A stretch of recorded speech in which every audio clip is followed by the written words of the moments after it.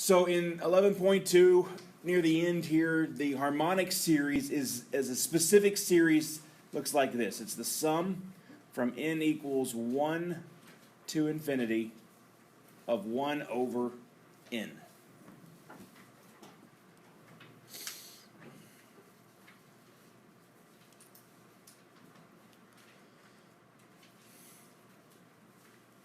Now, the reason I throw this in right here is because the last thing that I was talking about in class on Thursday or on Friday was this common trait that all of our convergent series had.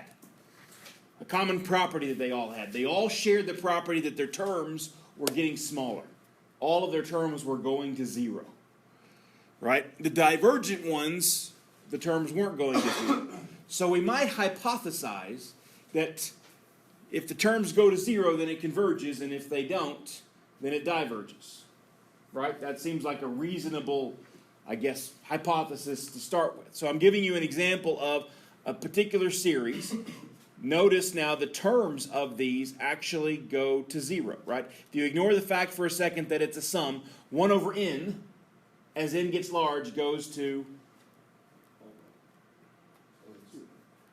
0, right? It's the bobo. Because it's bigger on bottom, so it's 1 plus 1/2 plus 1/3 plus 1/4. Forget about the sums for right now. Just look at the individual terms. They're getting smaller and smaller and smaller. So they're going to 0. Okay? I have no idea what my blank is. Hold on. Let me grab my notes.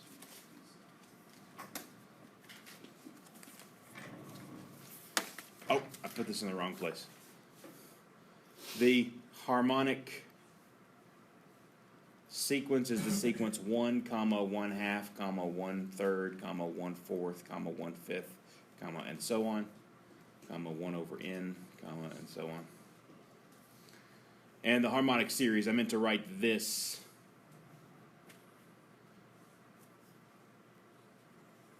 down here. So the harmonic series is the sum from n equals 1 to infinity of 1 over n. So 1 plus 1/2 plus 1/3 plus 1/4 plus and so on. And here's an interesting fact that I will prove later today in a later section, but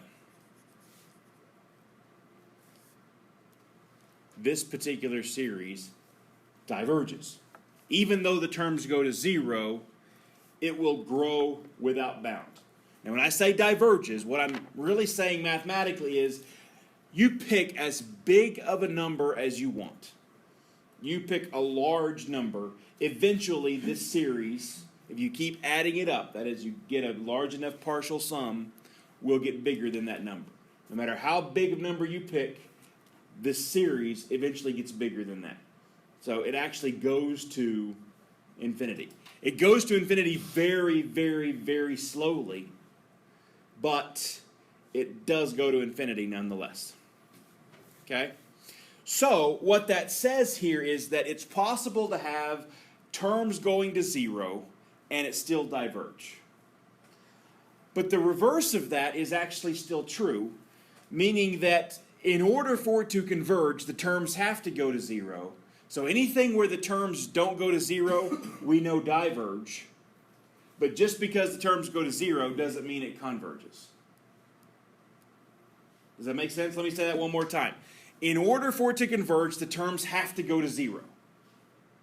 Okay? So anything where the terms don't go to 0, you automatically know diverges.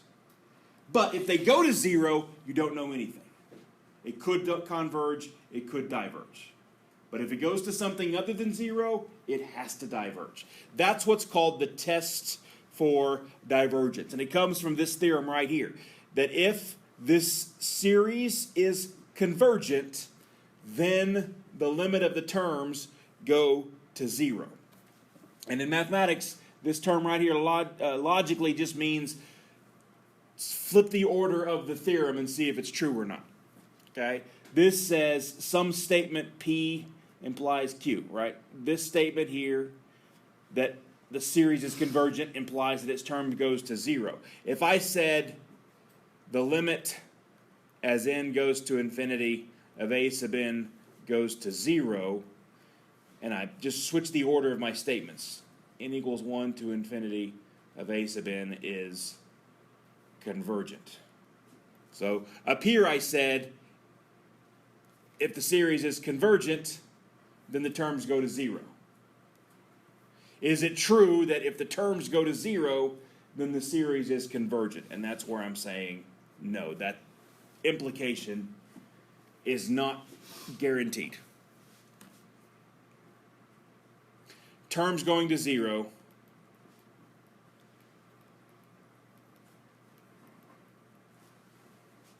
does not imply the series is convergent.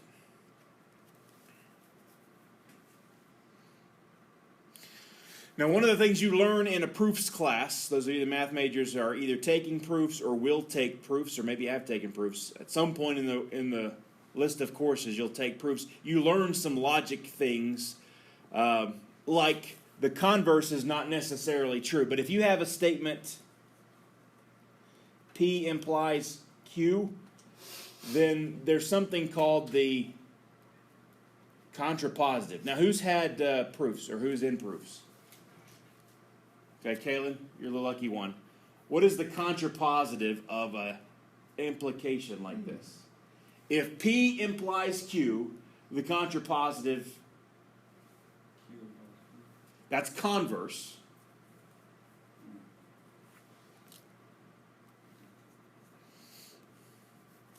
Right? Because that's what I was saying down here. Q implies P is not necessarily true.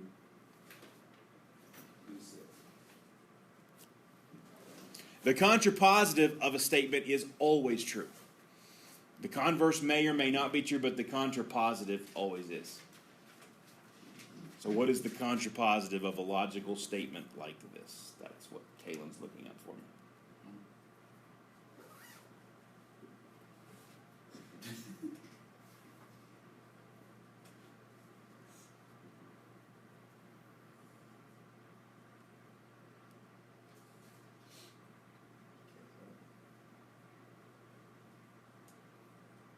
He knows it's there. You said that the statement is true? Yeah, so P implies Q is the statement. I want to know what the contrapositive of that statement is.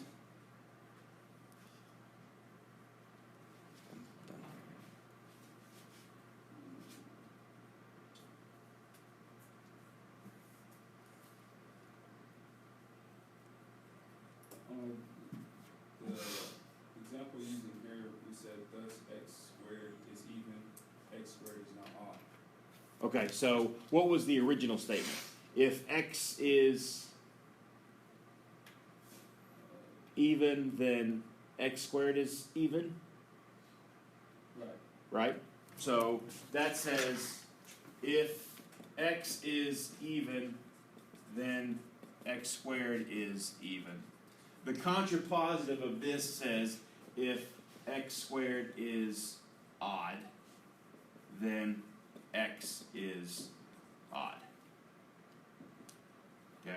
So this up here is my P statement, and this here is my Q statement. So P implies Q is what I've got written up here.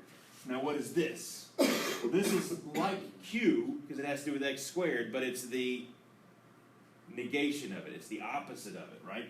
If x squared is not even, then x squared is odd. So this is not P, or the negation of P. I'm sorry, Q, right? Not Q. This now is the negation of this means x squared is even. Negation means x squared is odd. Implies, and then what's this? Not P. Okay? So the negation of Q implies the negation of P. So this is a logical statement. It says that if this is true, then not Q implies not P. The negation of Q implies the negation of P. Yeah, so you start with always an if-then statement, turns into an if-then statement. These are logically equivalent. That is, if this is a true statement, then this is guaranteed to also be true, always. That's what we learn in logic, that's what we learn in proofs. So, in our case, what's my P? That the series is convergent. Right? That's the statement that P, it's the if P, then Q. So Q then becomes that the terms go to 0. All right, so what's the contrapositive of that statement?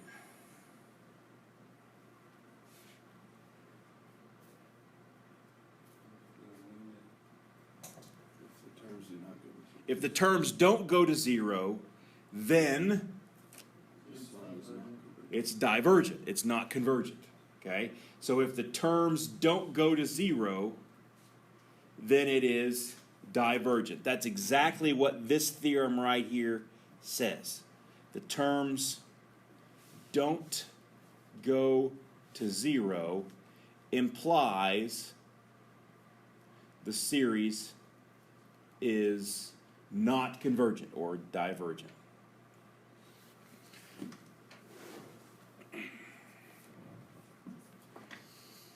So this theorem right here is actually logically equivalent to the previous theorem. If I had proven this theorem up here, I wouldn't even have to worry about proving this one, because this one is just the contrapositive of this theorem, and the contrapositive is always true.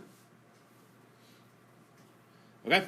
All right, so how do we use that? Well, this is one of our tests. This is our second test we have. The first test we know is the geometric series. If it's geometric, we can tell whether or not it converges by the R. Now, this one right here is our test for divergence. So the second thing you check, if it's not geometric, you look at the terms and see if they're going to 0. If they don't go to 0, you're done, it's divergent. If they do go to 0, we're going to need another test. Okay? So, this example right here. Let's use the test for divergence.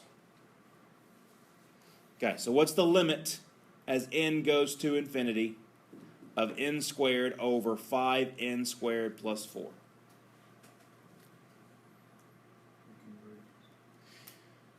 It converges, but what does it go to? Are you sure?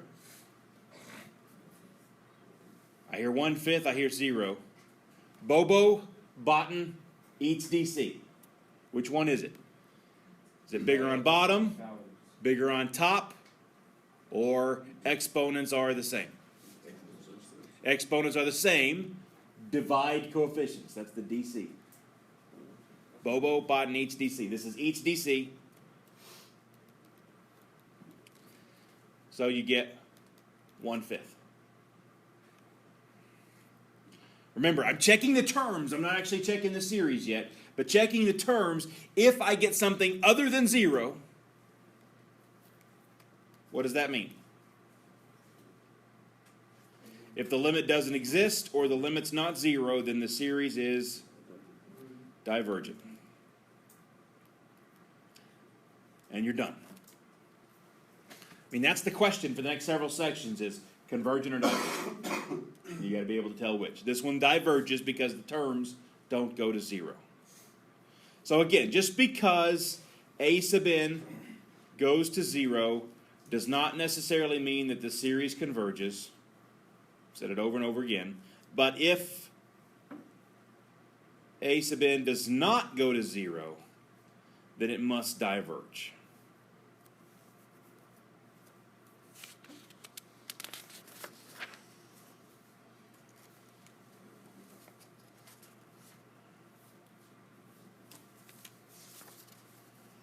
Okay, so the last thing out of here is one of the tools that you'll use to help simplify the process of checking for convergent divergent series is to be able to break them down into separate series. So it's important to remember that if you've got a convergent series, the sum a sub n and the sum b sub n, say you have two series that are convergent. then if you have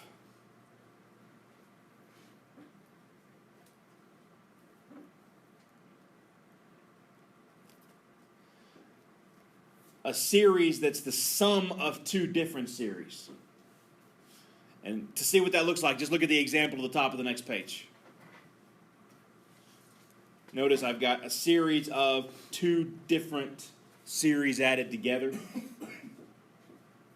The point here is that you can treat them separately.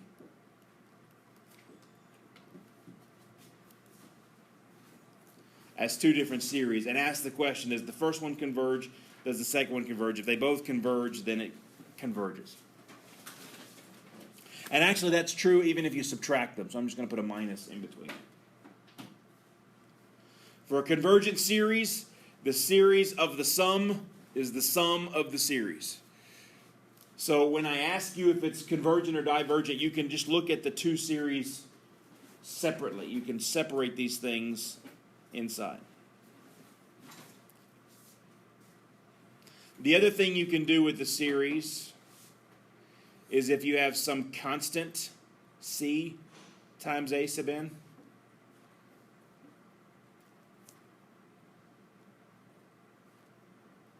you can pull that constant outside. Write that as C times the sum A sub n.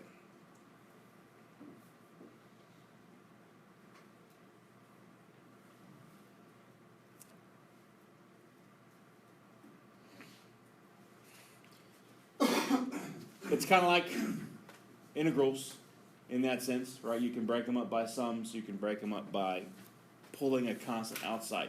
There's nothing that you can do about products inside.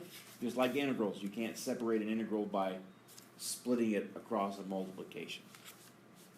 So maybe I'll put that in here. Note, the sum of A sub n, B sub n is not necessarily equal to A sub n times B sub n.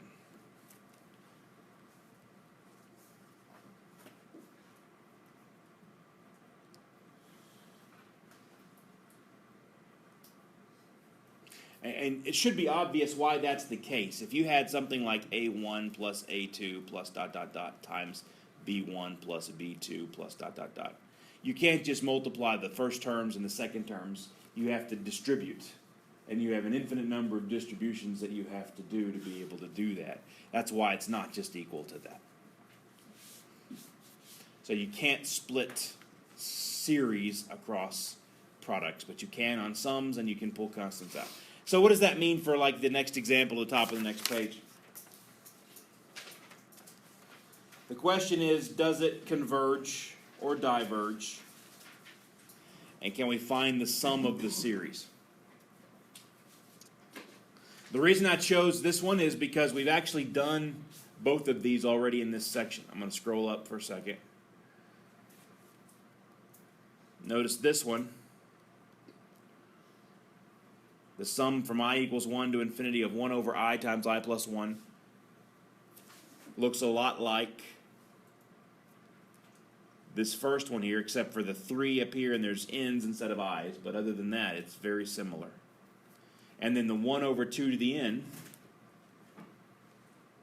we did 3 different ways. We did as a geometric series and got that the answer was 1. We did as a geometrically drawn series and got the answer was 1. And we even did it very first up here at the beginning by finding a formula for the S sub n right here. Right there's 1 over 2 to the n. Every time we got 1. So, what would be the first step in trying to find the value of this series?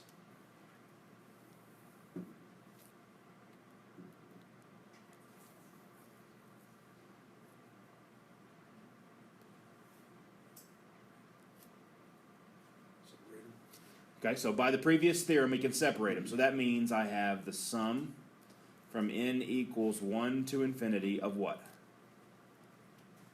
3 over n times Okay. Plus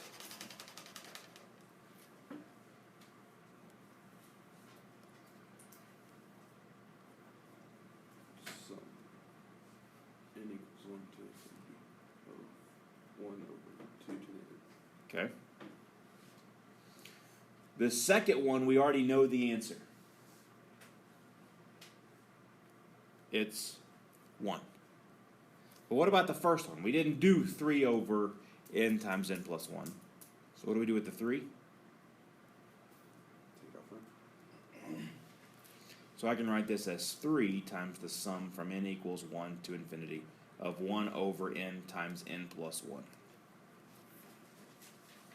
And again, I'm just recalling from earlier,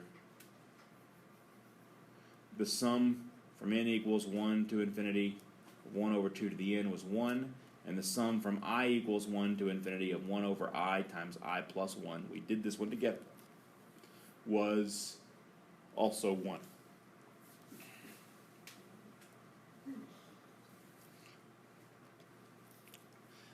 The variable is, it's even sometimes referred to as a dummy variable because it doesn't matter what the variable is. Just like the variable inside integration, it could be dt or dx or d theta.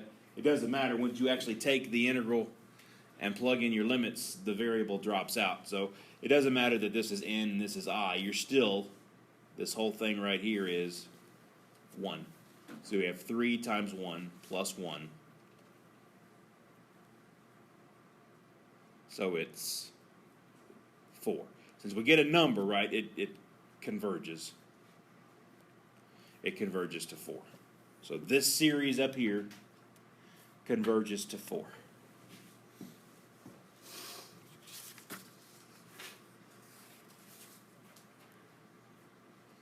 All right, so you have 2 tests you know so far. You have the geometric series test. Is it geometric? If the answer is yes, then just check the R. And you now have the test for divergence, which means just check the limit of the terms. If the terms don't go to 0, then it diverges. If they do go to 0, you don't know anything. Okay? So, then that's the end of our introduction to series. Now we're going to start for the next few sections talking about some tests. I got to look at the table of contents to remember how many tests we're doing. We have the integral test. We have the comparison test in 11.4. We have the alternating series test in 11.5. And then we have the ratio and root tests in 6. And then section 7 is like the strategy of which one to try when. Okay, so we've got, well, in the end of this thing we'll have, let's see, we've got geometric series and test for divergence. Today we'll have the integral test, maybe the comparison tests. There's the alternating series test, there's the ratio test, and there's the root test. So at least 7 tests that you're going to have to know how to apply. And section 7 is going to be just practicing when to apply which one. Okay? So I'm actually going to go through them relatively quickly once we get started on them. I'll do 11.3 today. I may even do 11.4 after we finish 11.3 at our 11 o'clock hour today. I think we may be able to get through most of that. The whole key to being able to do those is just to know when do they apply and then how to use them. Using them is actually usually pretty easy.